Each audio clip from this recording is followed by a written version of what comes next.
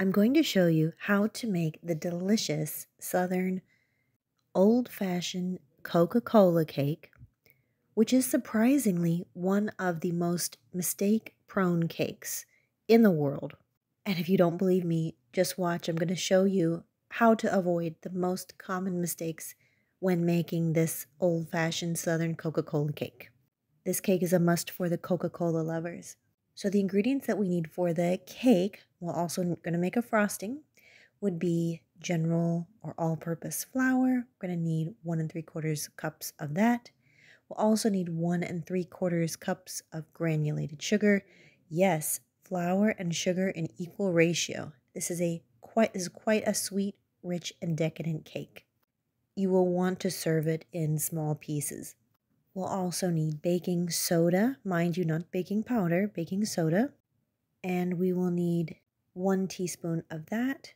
And we'll also want 1/2 teaspoon of table salt. If you're not much into baking, just so that you know, salt in the right ratio, the right quantity in a cake just makes the sweetness more tasty, more sweet. Now I put that into a bowl, already measured, and I kept it aside. I also took out 2 eggs because they were in the refrigerator and they're cold, and I do need all of my ingredients to be at room temp for this recipe. My next ingredient is 1/2 cup of milk. I have reduced fat because our grocery store was totally out of all other kinds of milk. We have a hurricane coming as I speak. So 1/2 cup of milk, and to that, after microwaving the milk for like 30 seconds, just to warm it up a little bit, I added a heaping teaspoon of full-fat sour cream. If they had had the full-fat milk, I would have bought that as well. Now, normally in the South, buttermilk is used for this. And here we find our first potential mistake with this cake. Do not go out and buy buttermilk if it's only to make this cake. If you do not have a clear, well-thought-out plan for all of the buttermilk that you plan to buy, don't buy it. Go ahead and buy it if you plan to make some buttermilk baked chicken or fried chicken or something that includes buttermilk. But if you don't already have a plan for it, most of us, I'm getting tornado warnings as I make this video, most of us have milk in the home, and I would venture to guess that a lot of us have sour cream more often in the fridge here in the United States compared to buttermilk. I certainly keep sour cream on hand for things like tacos or whatever.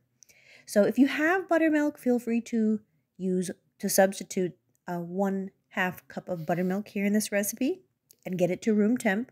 Leave it out, but I don't. So again, I'm using 1/2 cup of milk. You could use full fat or reduced fat. Low or no fat is not recommended. And then 1 heaping tablespoon of sour cream. Next, espresso powder. Technically, this is an optional ingredient. I really encourage you not to skip this, and that is mistake number 2. A lot of people do not use espresso powder in this and all kinds of chocolatey recipes. Espresso powder in the right quantity, and that is to say, on just under a teaspoon, like a scant teaspoon, will only amp up the chocolate flavor. You won't be able to taste coffee. Our third mistake, you may have seen that we have cocoa powder, is using a cheap, low-quality cocoa powder like Nestle's. It tastes like total shit. Please don't eat that. I do recommend you use Hershey's. You can use the standard Hershey's cocoa powder, or you can use what I use, the special dark. That is their way of saying in the Hershey's brand, the Dutch process. I find that has a better flavor. Mistake number 4, spending money on real vanilla. I recommend that you spend your money on ever increasingly expensive real vanilla for things that are vanilla based. So if you're making a vanilla cake, that's fine. We needed 1/2 cup of the cocoa powder, and we needed 1 to 1.5 teaspoons of the artificial vanilla. Coca-Cola. It is a Coca-Cola cake, so you'll need 1 cup. Now, if this happens to be flat, that is just fine. We don't need the carbonation in here. I often buy these small bottles because Eric and I don't really drink soda like that, but we have to have it on hand in the event that we have guests over. So that Coca-Cola was left over from when we had guests a few days ago. It's now flat, and I'm using the remainder for this cake. Our next ingredient is butter. We will need half a stick of butter. That's the equivalent of 8 tablespoons or 113 grams or 4 ounces, as you see. It does not matter if your butter is salted or unsalted, really. I do respect that a lot of professional bakers will call for unsalted butter, but ever since the 70s, at least in the US, butter tends to be a lot less salty. We know that it is a killer for our blood pressure and arteries and stuff, and most people don't, thank God, don't use margarine anymore. Furthermore, butter does tend to be standardized across brands, and within a brand, it tends to be standardized within batches as far as how much salt is in it, which, as I said, tends to be far less than like in the 60s. So it's not really necessary to use unsalted butter. I'm using salted. Again, that was a full stick, half a cup. And I also need half a cup of a neutral oil. I like canola oil.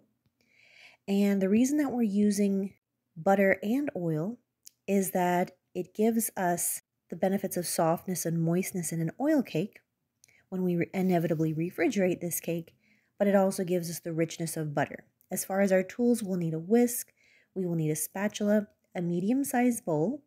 We'll need that small bowl that you see holding the flour, sugar, baking soda, salt mix. Not pictured, we'll need measuring cups. We will also need a medium-sized saucepan.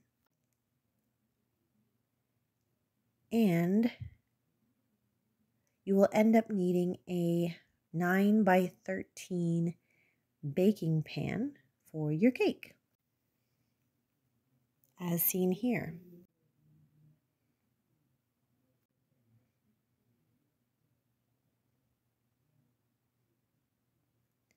Now I am going to use a tiny bit of the canola oil to smear onto the pan and coat it well so that my cake will not stick to my pan. If you don't want to do that, feel free to use parchment paper. Let's preheat the oven to 350 degrees. Now I should also say that quite a lot of time elapsed from the time you saw my ingredients to preheating my oven because I wanted things to come more to room temperature, especially the eggs and the milk and all that. Okay, our oven is preheating. I have my my stick of butter, half a cup, in my saucepan. Now, I want to reduce the heat pretty quickly. I do want my butter to melt and ever so slightly toast the milk solids, but I don't want it to burn. Butter is really easy to burn, and therein lies our next most common mistake. Butter usually gets burned here in this recipe, or it just gets melted and not toasted. You need to make sure you have the right, you take it to the right point. It's so easy to burn. So I've turned the heat way down here. I added my half a cup of Dutch processed cocoa powder. I'm adding my teaspoon of espresso powder. I'm adding my half cup of oil.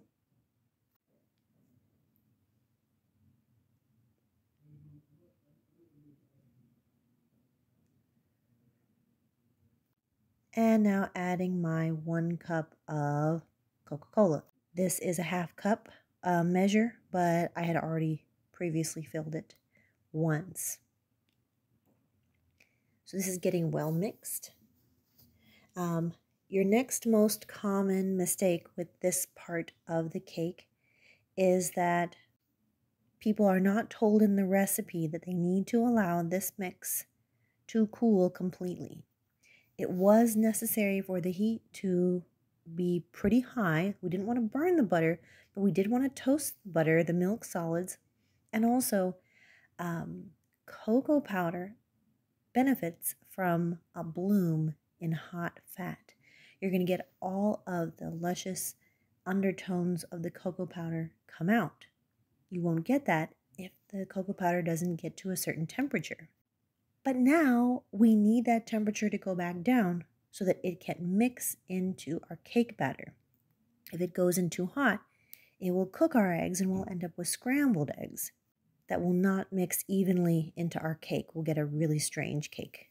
So we'll let that cool. We're adding in now our flour, baking soda, salt, and sugar. Here's our next common mistake with this cake: not whisking those dry ingredients properly. Now we whisk these ingredients for two reasons. The first one is to make sure that all of the ingredients are non-clumping and that they are well mixed. No one wants to bite into a chunk of salt. And also, if the sugar and especially the baking soda is not well incorporated, your cake isn't going to rise properly. But the other reason that we want to make sure that all of this is mixed well with the whisk is that in this process, we are incorporating air. Now, I think that especially a lot of new home cooks don't really understand that air is one of your top rising ingredients for your cake. So when you have a cake that calls for you to cream, butter, and sugar, or to sift things, very often that is you're beating air into things. You're adding air, and air helps things rise all the time. You don't want, in general, we don't want dense batters. So do not skip this step. And if you think you've whisked enough, whisk a little more.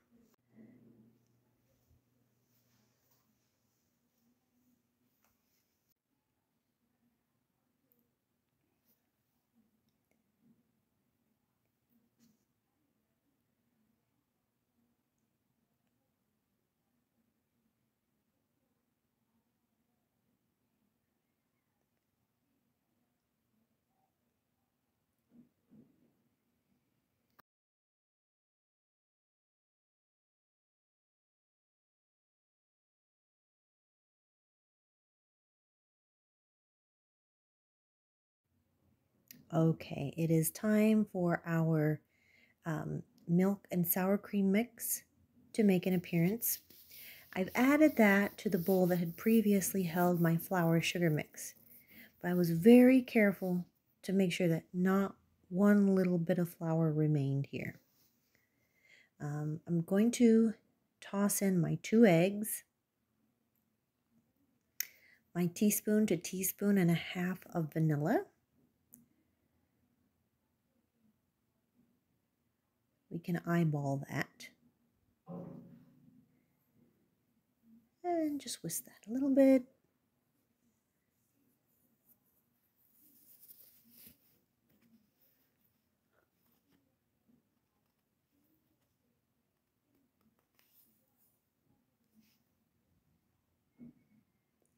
Do make sure that all bits of flour are completely removed from your whisk before you go into your eggs here.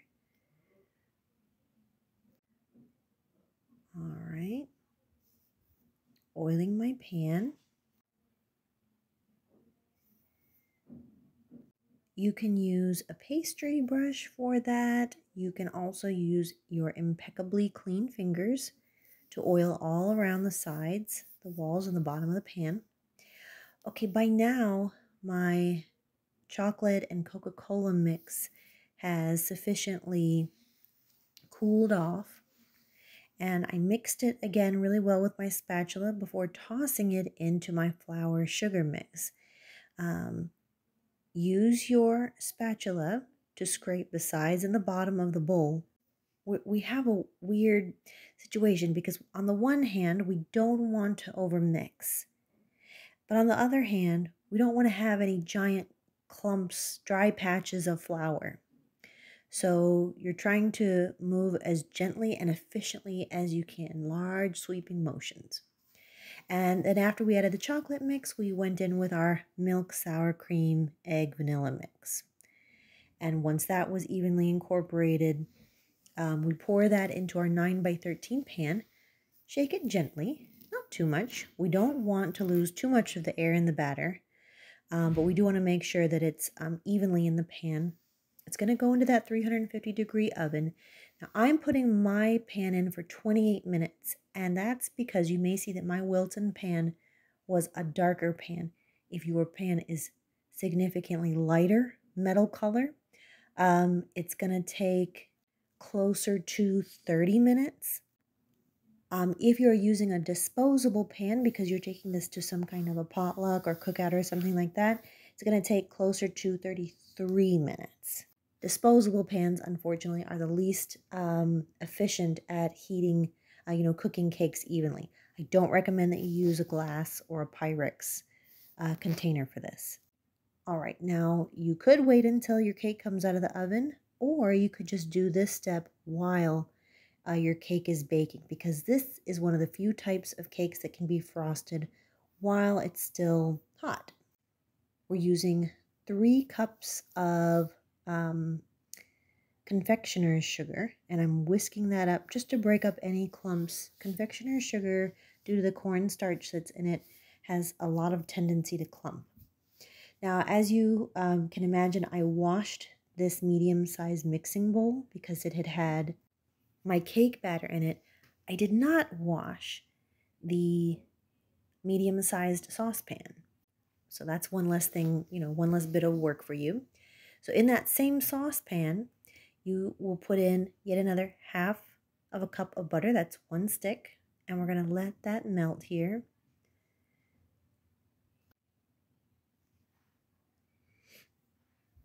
All right. Now, here's our next most common mistake. We do want to use some Coca-Cola in the frosting as well. But I promise you that the cake has a lot of that great Coca-Cola taste as well. And you would be amiss if the only liquid that you use here is Coca-Cola. So we're going to use a total of 1/3 of a cup of liquid. But I encourage you to make some portion of that 1/3 your remaining milk. In fact, you could just use all milk. Or if you had half and half or heavy cream, you could just use that too. Be even richer. If you just use, for the 1/3 of a cup of liquid, Coca-Cola, you might find this frosting to be a little bit cloyingly sweet. All right, so besides our stick of butter, like I said, we're going to use a total of 1/3 of a cup of liquid. You decide how you want to make that ratio. We're going to use 1/4 of a cup of our Hershey's cocoa powder or any Dutch process cocoa powder that you may prefer. We'll use 1 teaspoon of vanilla flavor. Again, I do like imitation vanilla flavor just because I do bake so much.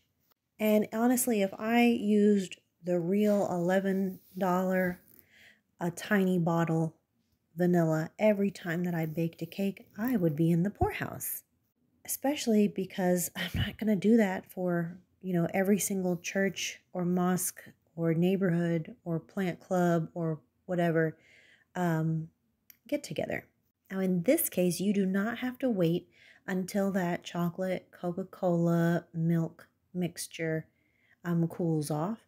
You can put it right away hot into your 3 cups of confectioner's sugar. Whisk it really well.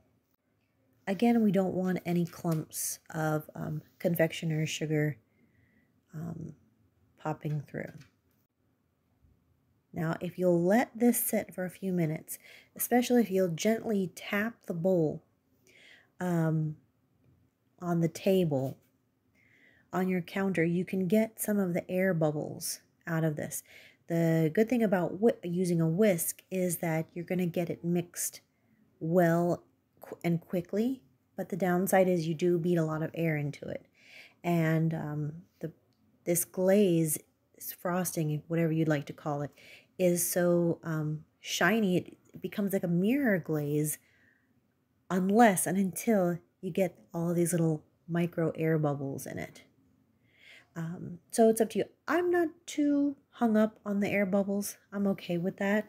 But you can probably do, put a little more effort than I did into, like I said, tapping the bowl on the counter and getting those air bubbles out. Now, the final well, it's the penultimate mistake that people make with this cake, and that is that they mix their pecans for the frosting into the frosting. Pecans are optional. This is a typical Georgia cake, so it's going to have pecans traditionally. But I would ask you to first pour this glaze frosting over the cake and then top it with your pecans. And the reason is if you go onto YouTube and you look up Coca-Cola cake recipes, the videos that you'll see will show a thumbnail of a cake that looks like a dog turd. It looks like something that you would find in a baby's diaper. And I'm sure it's delicious. The problem is you have this lumpy chocolate brown, lumpy brown thing. It looks like shit. So let's show you the right way to do it. Now, if you didn't want to use pecans, you could just leave the lovely mirror glaze. It'll still be great. You could also just use chocolate sprinkles. I always love to buy these decorator sprinkles, that rose gold. You also have, edible gold. You have a lot of options. Now, like I said, I didn't do the best job of getting all the air bubbles out because I did intend to cover this with the pecans. If you don't intend to top this with something, it'll be extra important that you tap the bowl onto the counter before you pour this over so some of those air bubbles come out. Now, I've used already roasted and salted pecans. Why did I do that? Well, it saves me the trouble of having to toast my own pecans in the oven for 5 to 7 minutes at that same 350 degrees as the cake cooked on a cookie sheet pan. Also, they cost a few cents less at my local Walmart per ounce for some reason when you buy the already roasted and salted ones. I do like to use salted.